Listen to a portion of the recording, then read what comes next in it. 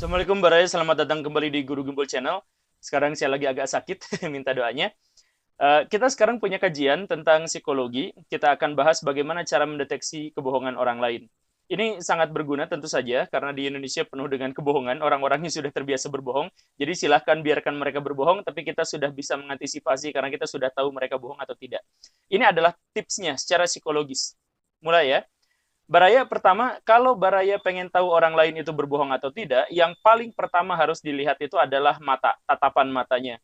Orang-orang yang berbohong biasanya kalau tidak profesional ya, kalau dia pembohong yang tidak profesional, biasanya dia akan ngelihat ke sana kemari, tidak fokus pada tatapan lawan bicara. Jadi kalau ngomong tuh, yodo, ini pokoknya ke sana ke sini, karena prinsip utama dari kebohongan itu adalah bahwa si otak benar-benar tidak menghendaki dia bohong.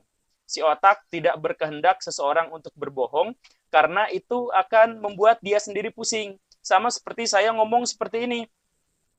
Ada 3 hal yang menyebabkan. Nah, ini kan susah. Ininya 4, tapi saya ngomongnya 3 hal. Nah, itu susah. Si otak juga kesulitan untuk itu. Nah, sesulit itulah berbohong. Nggak sinkron. Antara hati dengan yang dikeluarkan nggak sinkron, antara kata-kata dengan tangan yang nggak sinkron, sesulit itulah orang berbohong. Maka kalau orang lain berbohong, biasanya dia akan agak berat.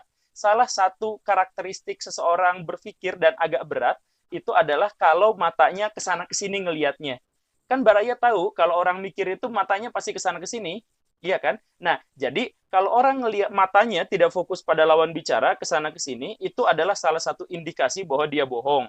Kalau orang itu tidak profesional. Tetapi kalau orang itu sudah keterlaluan profesionalnya, justru matanya menatap lebih lama daripada seharusnya. Jadi kebohongan. Begitu. Tapi kalau Baraya masih susah untuk itu, saya kasih tips yang lebih praktis. Begini Baraya, kalau orang ditanya tentang masa lalu, dia akan berpikir di matanya, lirikan matanya itu pasti akan ngelihat ke kiri. Kalau ngelihat masa lalu, cek aja tanya ke teman-teman. "Oi, kapan terakhir kali lo nangis?" gitu. Abaikan jawabannya, tapi lihat lirikan matanya. Matanya pasti mengarah ke kiri. Kalau orang ditanya tentang masa depan, maka biasanya dia akan melihat ke kanan. Itu udah menjadi sebuah kebiasaan.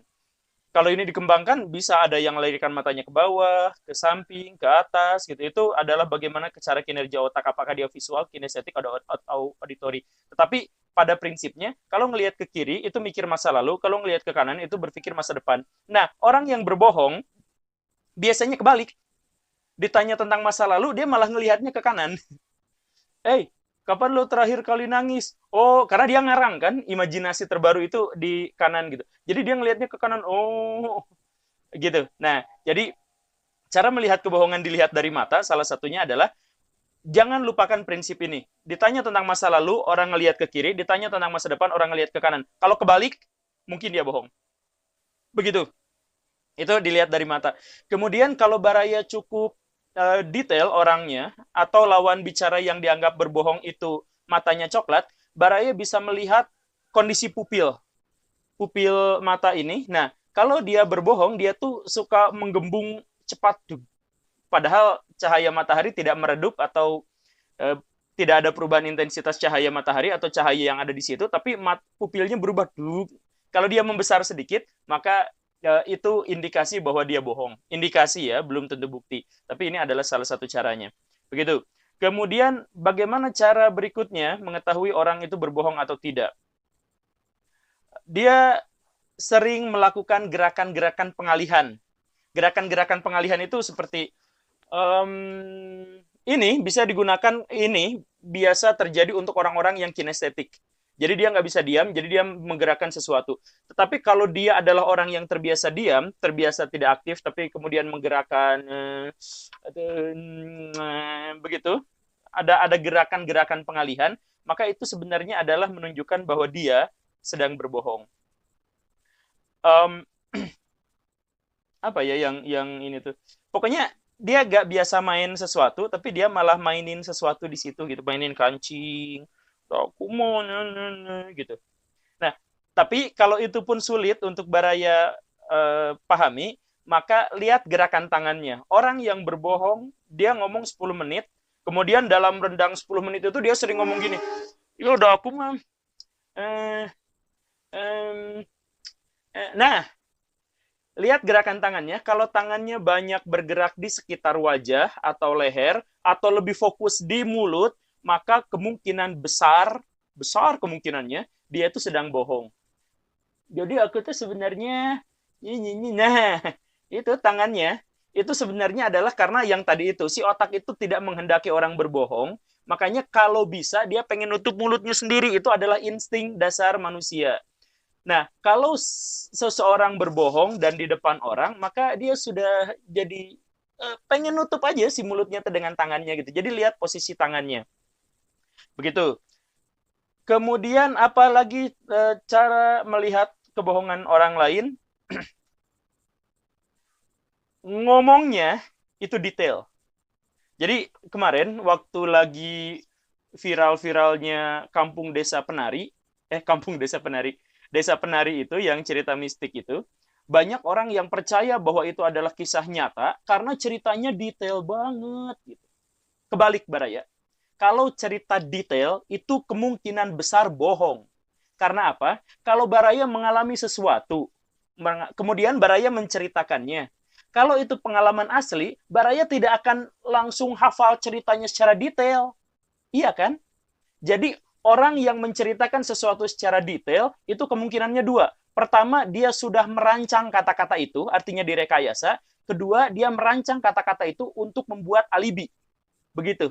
Jadi, kalau Baraya ditanya tentang pengalaman masa lalu, terus Baraya cerita sangat detail, tidak ada yang lupa, itu berarti kemungkinan bohong. Yang jujur itu nggak terlalu detail, pas ditanya gini, oh iya, nah gitu, atau ingetnya belakangan gitu. Saya juga kalau lagi bikin video udah ngerancang ini, banyak yang kelewat, banyak yang enggak. Kan kalau pengalaman pribadi asli, tidak ada kebohongan, justru tidak detail. Kalau ada cerita yang malah sangat detail, nggak ditanyain itunya juga dia ceritain detailnya itu, maka indikasi kebohongan sudah terlihat di situ. Gampang ya? Begitu. Jadi uh, nggak ditanya itu dia jawab itu, cerita itu, padahal mah ya begitu. Bagaimana lihat orang lain bohong berikutnya? Lihat deru nafasnya. Hehe. Ada artis yang ngomong kayak gini pas ditanya sama wartawan, lihat gestur dan wajah saya dan suara saya gini, dia ngomongnya gini, itu udah aku mah. Nah itu bohong. Iya ada aku mah, itu bohong. Dari mana kebohongannya? Pertama, dia berpikir sebelum berbicara, kemudian dia menggunakan tarikan nafasnya untuk mengulur waktu. Berbohong itu butuh berpikir, iya kan? Berbohong itu butuh berpikir. Maka dia, si orang itu biasanya akan mengulur waktu berbicara dengan tarikan nafas. Nah, tarikan nafas juga berfungsi untuk mengalihkan kebohongan dengan cara apa? Kalau orang lain bohong, kalau seseorang itu bohong, maka dia akan pengen cepat-cepat untuk menyelesaikan kebohongannya. Karena itu menyiksa otak, bukan menyiksa otak ya. Karena itu nggak sesuai dengan otaknya. Si otaknya nggak pengen kayak gitu. Makanya, kalau ada orang bohong, maka dia sedang berjuang melawan otaknya sendiri. Jadi dia akan lama, mengulur waktu, pas sudah ngomong, pengen cepet-cepet selesai. Makanya nafasnya, karena yang ngomongnya kan dipurudulin gitu banyak. Nah, kayak gitu. Jadi lihat kecepatan nafasnya. Kalau nafasnya terengah-engah gitu, ngos-ngosan, karena ngomongnya terlalu panjang, terus nah kayak gitu, itu kemungkinan orang itu bohong. Atau dalam ceritanya dia mengandung kebohongan. Begitu. Nah, terus lihat juga nada suaranya. Orang yang berbohong cenderung punya nada suara yang lebih rendah daripada kalau dia ngomong biasa-biasa aja. Jadi biasanya ngomong seperti ini, sekarang jadi biasanya ngomong seperti ini. Jadi lebih lambat, bukan lebih lambat, lebih rendah suaranya. Karena dia nggak pede. Begitu. Kemudian, apa lagi yang menunjukkan seseorang itu berbohong? Nah, ini penting dan bisa dicoba. Tanyain. Sekali lagi, prinsip dari kebohongan itu adalah bahwa itu memberontak pada otaknya sendiri. Jadi si otaknya sebenarnya tidak pengen. Jadi, kalau mau mendeteksi seseorang itu bohong atau tidak, tanyakan lagi dengan penuh tekanan. Jadi misal gini, Kamu selingkuh enggak? Enggak, bener, swear. Selingkuh enggak? Nah, dengan tekanan yang seperti itu, maka Baraya akan melihat mimik mukanya berubah. Apakah dia bohong atau enggak? Itu tinggal pakai naluri Baraya aja, itu pasti langsung ketahuan gitu. Jadi kasih pertanyaan atau kasih pertanyaan lain yang membuat yang lebih detail. Gitu. Nah, kan tadi yang soal detail-detailan itu, tantang lagi buat pertanyaan yang lebih detail. Misal, aku kemarin ke rumah temen jam berapa? Oh, jam, nah itu pasti mikir lama dia. Jadi orang yang berbohong itu kan dia pasti sudah merencanakan, sudah membuat set kebohongannya. Tapi kalau dia ditanya tentang sesuatu yang tidak bisa diantisipasi, maka dia pasti akan mikir lama. Nah, mikir lama yang tadi saya sebutkan, mikir lama itu adalah salah satu indikasi bahwa dia itu bohong. Sebab kalau nggak bohong, dia mikirnya nggak akan terlalu lama, orang dia sudah ngalamin. Iya kan? Gitu. Jadi itu sebenarnya simpel saja bagaimana cara mengetahui kebohongan orang. Dan yang pasti ini keberapa ya, tips keberapa ya? Ketujuh gitu. Ini yang pasti. Gunakan naluri baraya karena setiap orang pada dasarnya bisa mengetahui maksud dan tujuan orang lain tanpa ucapan verbal. Jadi dalam ilmu komunikasi, ucapan verbal itu nggak sampai 50% dari bagian komunikasi. Jadi komunikasi itu ada yang pakai gestur, ada yang apa gitu, dan verbal itu hanya satu bagian saja. Jadi kalaupun baraya tanpa kata-kata, kita bisa saling paham dengan orang lain. Oi, tahu nggak sih itu kemarin ini? Tahu. Nah, kata-kata tahu itu walaupun ngomongnya tahu, tapi artinya tidak tahu. Dan semua orang tahu bahwa dia ngomong artinya adalah tidak tahu walaupun ngomongnya tahu. Gitu kan? Nah, artinya silahkan Baraya gunakan naluri karena Baraya sendiri sebenarnya sudah tahu bagaimana cara mendeteksi kebohongan orang lain, tetapi mungkin belum terlatih. Oke, itu saja. Terima kasih. Semoga bermanfaat. Silakan tonton episode saya yang lain. Saya Guru Gembul. Assalamualaikum warahmatullahi wabarakatuh.